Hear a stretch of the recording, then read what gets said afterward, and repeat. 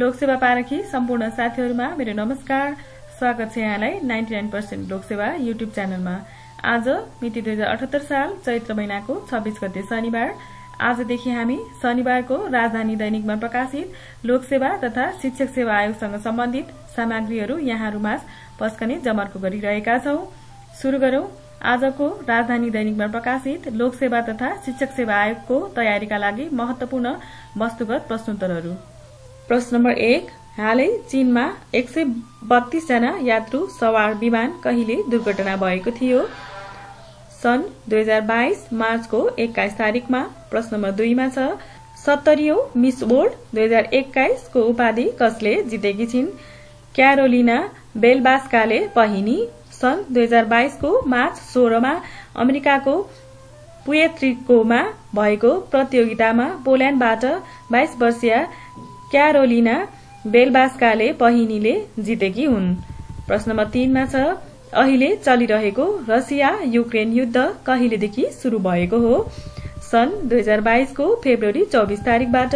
यसको मुख्य कारण अमेरिकाले युक्रेनलाई उत्तर एटलान्टिक संगठन नाटोको सदस्य बन्न अनुरोध गरिरहनु र युक्रेनले समेत सो अनुरोध स्वीकार गर्ने धारणा राखिरहनु हो।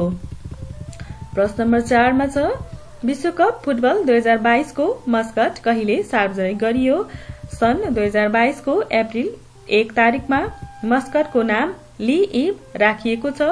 यो अरबी शब्द हो जसको अर्थ सुपर स्किल्ड प्लेयर हो। प्रश्न नम्बर 5 मा छ इन्जा खोजी पत्रकारिता पुरस्कार 2022 कसलाई प्रदान गरिएको छ? गजेन्द्र बुढाथोकीलाई। प्रश्न नम्बर 6 मा छ प्रधानमन्त्री शेरबहादुर देउवाद्वारा काठमाडौँको चोभाड स्थित सुक्खा बन्दरगाह कहिले उद्घाटन गरियो? 2078 को चैत्र 22 गते। प्रश्न नम्बर 7 नेपालसँग कूटनीतिक सम्बन्ध कायम भएको पछिल्लो मुलुक कुन हो? बेलिज। सन् 2022 अप्रिल 1 मा नेपालसँग कूटनीतिक सम्बन्ध कायम गर्ने 176औं राष्ट्र बन्न सफल भएको छ बेलिज।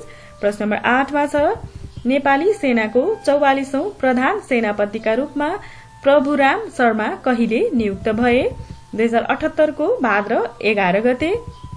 पद तथा गोपनीयताको शपथ लिएको मिति भने 2078 को भाद्र 24 गते हो। प्रश्न नम्बर 9 मा छ नेपाल सरकारले कुलमान घिसिङलाई दोस्रो पटक कहिले नेपाल विद्युत प्राधिकरणको प्रबन्ध निर्देशकमा नियुक्ति गरेको हो? विक्रम सम्वत 2078 साउनको 25 गते। प्रश्न नम्बर 10 मा छ अन्तर्राष्ट्रिय भन्सार दिवस कहिले पर्दछ? जनवरीको 26 तारिखमा। 70औं अन्तर्राष्ट्रिय भन्सार दिवस 2022 को नारा scaling of customs digital transformation रहेको छ। प्रश्न नम्बर 11 मा छ विश्व आदिवासी दिवस कहिले मनाइन्छ? अगस्तको 9 तारिखमा। प्रश्न नम्बर 12 राष्ट्रकवि माधव प्रसाद घिमिरेको निधन कहिले भएको थियो? विक्रम सम्वत 2077 को भाद्र 2 गते। प्रश्न नम्बर 13 त्रिभुवन अन्तर्राष्ट्रिय विमानस्थलको आन्तरिक टर्मिनल भवनदेखि गेटसम्म शटल बसको शुरूआत कहिले भएको हो? 2078 मंसिरको 15 गतेबाट। प्रश्न नम्बर 14 मा छ प्रसिद्ध चित्रकार तथा मूर्तिकार पाब्लो पिकासोको जन्म कुन देशमा भएको हो? स्पेनमा। प्रश्न नम्बर 15 मा छ नेपालमा कमलरी प्रथा मुक्त घोषणा कहिले गरिएको हो? विक्रम सम्वत 2070 को साउन 3 मा। प्रश्न नम्बर 16 मा छ कञ्चनपुर स्थित दैजी छेला औद्योगिक क्षेत्रको शिलान्यास कहिले गरिएको हो? विक्रम सम्वत 2077 फागुनको 10 गते। प्रश्न नम्बर 17 मा छ नेपालमै निर्माण गरिएको पहिलो स्याटेलाइट कुन हो? सानो स्याट 1। प्रश्न नम्बर 18 अमेरिकामा नेपालको राजदूतावास कहिले स्थापना भयो? सन् 1958 फेब्रुअरीको 3 तारिखमा। प्रश्न नम्बर 19 मा छ नेपाल सरकारले नागरिक एप शुभारम्भ कहिले गरेको हो? विक्रम सम्वत 2077 माघको 2 गते। प्रश्न नम्बर 20 मा छ विश्व स्वास्थ्य संगठनले विश्वका गरीब मुलुकमा कोरोना भाइरस विरुद्धको खोप पुर्याउने उद्देश्यका साथ सञ्चालन गरेको कार्यक्रम अनुसार कोभ्याक्स खोप पाउने पहिलो देश कुन हो? घाना। प्रश्न नम्बर 21 मा छ लखन थापालाई नेपाल सरकारले नेपालको आधिकारिक प्रथम शहीद कहिले घोषणा गर्यो? असोज 3 गते। असोज 3 गते नेपालमा संविधान दिवस समेत मनाइन्छ। प्रश्न नम्बर 22 मा छ रोमन देवता शनिका पिता र बृहस्पतिका हजुरबुवा भनेर चिनिने ग्रह कुन हो? अरुण ग्रह।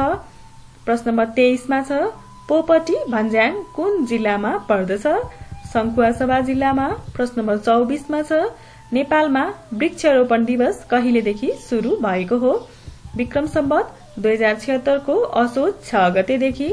प्रश्न नम्बर 25 राष्ट्रिय कबुलियती वन कार्यक्रममा कसको सहयोग प्राप्त छ? एडीबी अर्थात एसियन डेभलपमेन्ट ब्याङ्कको। प्रश्न नम्बर 26 जगतीपुर दरबार कहाँ पर्दछ? जाजरकोटमा। प्रश्न नम्बर 27 49 चोकको दरबार भनेर कुन दरबारलाई चिनिन्छ? भक्तपुर दरबारलाई।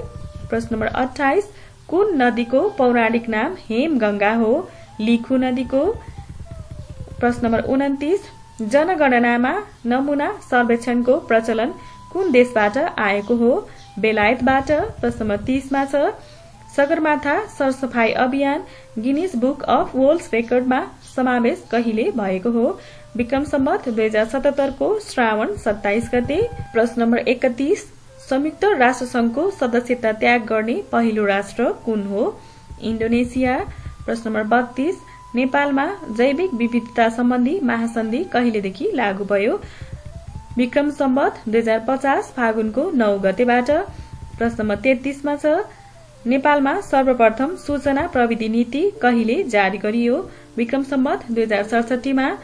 प्रश्न नम्बर 34 मा छ चन्द्रमाको सबैभन्दा अग्लो पहाड कुन हो?